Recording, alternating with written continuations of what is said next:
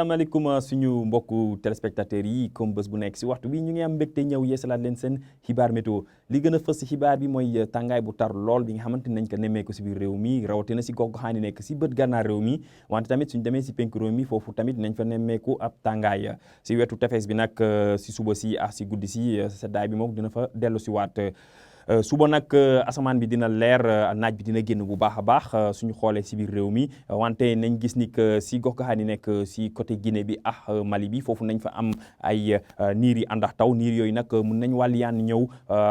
intéressé gox-goxaan yi nekk si penku réew mi loolu may waral si wàllum prévision tey su guddi dem suba si nañ gis ni que seddaay bi dina desandi si gox-goxaan yi nekk diggante Mbour Dakar dem ba Ndar foofu la seddaay bi foofu lañ koy gën a nemmeeku foofu ñu fay xaarandi fukki degré ak juróom-ñaar suñu demee ba Mbour foofu ñu ngi fay xaarandi fukki degré ak juróom-ñett fukki degré ak juróom-ñeent diggante Dakar ba Thiès suñu xuusee si biir réew mi si bët gànnaar réew mi si digg réew bi ak si bët saalum réew mi nañ gis ne que température nañ dem ñaar fukki degré ba ñaar fukki degré ak ñeent si gox-goxaan yi nekk wetu Podor ñaar fukki degré ak ñeent tamit si Kaffrine ak si Kolda wante si penku réew mi foofu moom ab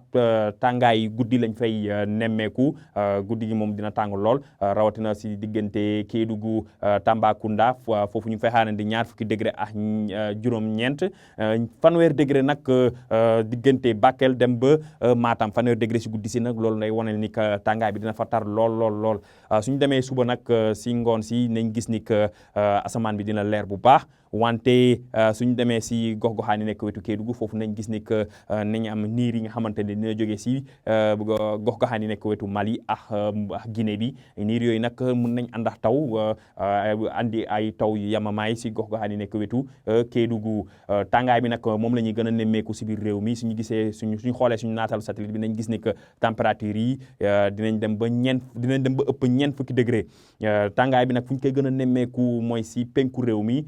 diggante Bakel ak Matam foofu nañ gis ne que tàngaay bi dina dem ba ñeent fukki degré ak juróom-benn si ngoon si moom loolu day wane ni que tàngaay bu tar lool la suñu demee tamit si côté wetu gox-goxaan nekk si bët gànnaar réew mi wetu Podor foofu tamit nañ gis ni que tàngaay bi dina fa des foofu ñu fay xaarandi ñeent fukki degré ak juróom suñu demee si tefes bi nag nañ gis ni que naam tàngaay bi dina fa des wante du tar comme nu mu taree si biir réew mi rawatina si diggante Dakar ak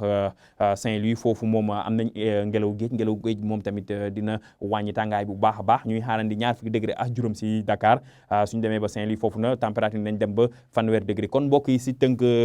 tàngaay bi dina descendi bu baax a baax si biir réew mi rawatina si gox-goxaan yi nekk si penku réew mi suñu demee tamit si bët gànnaar réew mi foofu nañ gis ne tamit si gox-goxaan yi wetu Podor foofu tàngaay bi dina fa des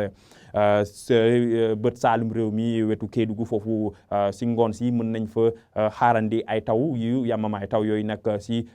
gox yi mel ni Mali ak Guinée foofu la taw yooyu di jógee di wàlliyaan ñëw suñu réew suñu demee si tefes bi diggante Dakar ak Saint-Louis foofu tàngaay moom dina fa wàññeeku bu baax a baax ñuy xaarandi ñaar fukki degré si Dakar ñaar fukki degré ak juróom si Dakar dem ba fanweer degré si Ndar kon mbokk yi lii la ñu amoon si xibaar ñu ngi leen di dox di jaajëf ba suba